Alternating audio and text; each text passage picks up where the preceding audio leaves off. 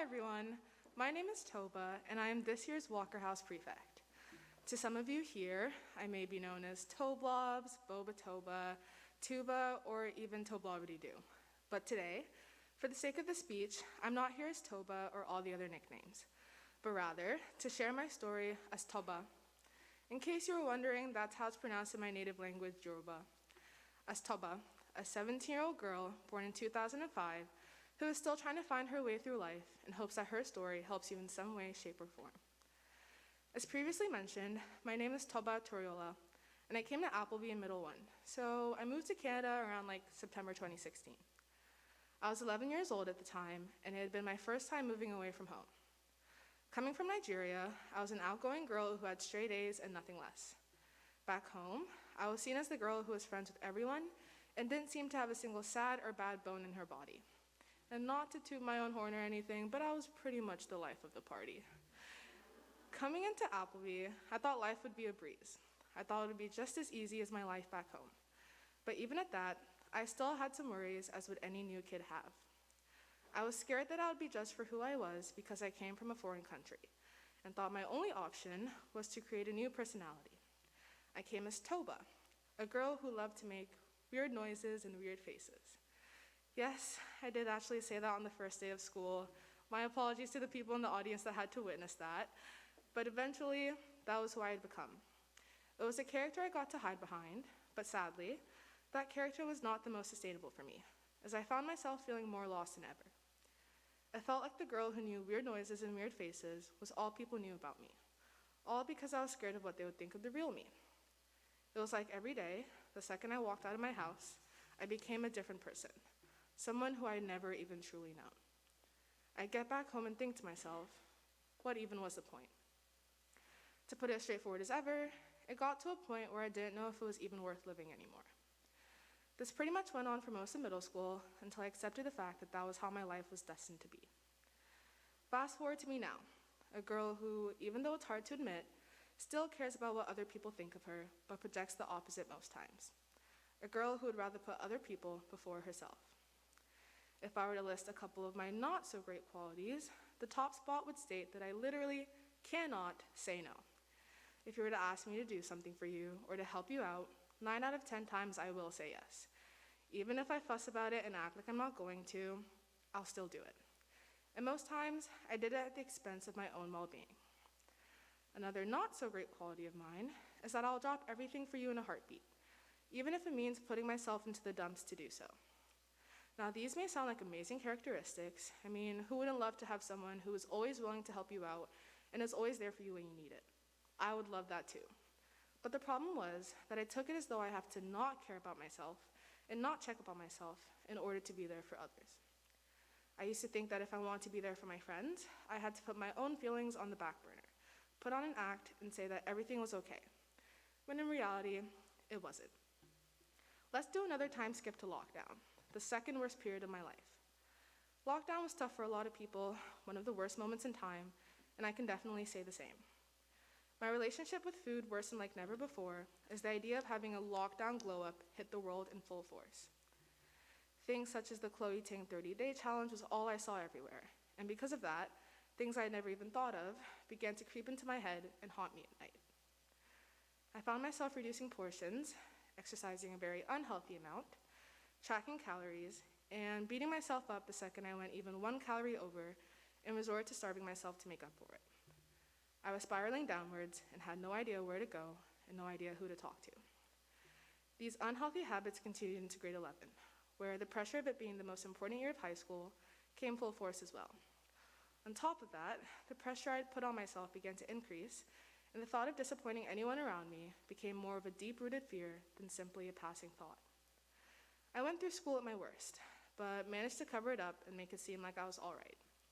Now that's no one's fault, and no one is to blame for it. If I never spoke about it in my chapel speech today, 99.9% of this audience would have never known, and the 0.1% that did know never knew the full extent of it. I was so scared to say anything because of the character I still hid behind. The girl who was always happy, the girl who could make weird noises and faces, and the girl who could always be there for you when you need it. The girl who made it seem like nothing could break her down. But I was the complete opposite of that. I was the girl that anything could break down, the girl who wasn't always happy, and the girl who definitely did not have her life together. Now, I know a lot of you may be wondering why I'm standing here spilling my whole life story today. Well, it's to say that it's okay to not live up to society standards or fit in with what's believed as the norm. As a society, and especially as teenagers, we need to realize that at the end of the day, we are the most important people in our own lives. We don't owe anything to anybody, but rather, we owe it to ourselves to be our most true self at every point of our lives. We also owe it to ourselves to be selfish at times, especially when things get hard. We hear the phrase self-care all the time, but we never really realize how important it is until we find ourselves centimeters away from despair. Or at least, that's what it took for me to realize. I was always the friend who preached, take care of yourself, take a step back when you need it. It's okay to be selfish at times. Looking back at it now, it's funny to think I was never able to listen to my own advice. It was like the phrase, the coach never plays the game. It's so easy to get caught up in projecting this perfect lifestyle, but it only ends up making things worse for ourselves. There's no reason for us to hide our true selves in fear of not being enough or in fear of being judged. Because even though it's easier said than done, we should never have to care about what other people think of us. So, cry if you want to cry, scream if you want to scream, be that one person in the middle of class to break out into some awesome dance moves, or take a mental health day if you need to. I mean, just this past weekend, I cut off all communication with my friends because I felt myself getting overwhelmed and needed a reset. I would also argue that self-care is especially important as Appleby students as well. At Appleby, our lives are pretty much dictated by all the clubs, sports, and classes we're in. But even with our busy schedule, taking care of ourselves should be our first priority. You could squeeze in a short 10-minute walk by the lake, have a quick karaoke session in the common room like Walker does, go over to the fitness center after school, or maybe even go for a quick trip downtown. That is, depending on the time of day and whether or not you have a leave request. But there are always ways to take care of ourselves. We just have to find what works for us. You just need to remind yourself that life isn't perfect, and by nature, you aren't either. By doing so, you not only have a deeper appreciation for yourself, but for those around you as well.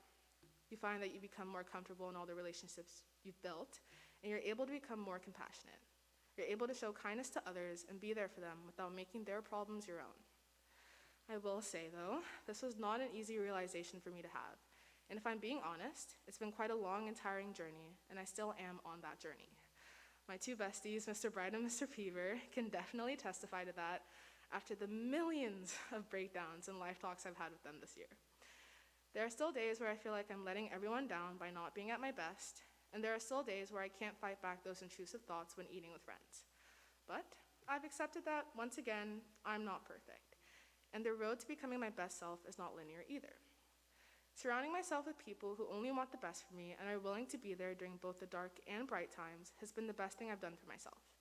And I hope that everyone here today already has or comes to find those people in their own lives as well. As I near the end of my speech, I'd like to leave you with this last note. If you were to think back to the start of my speech, I introduced myself as Toba. That was because I thought that everything I went through and all my negative experiences were separate from who I am today.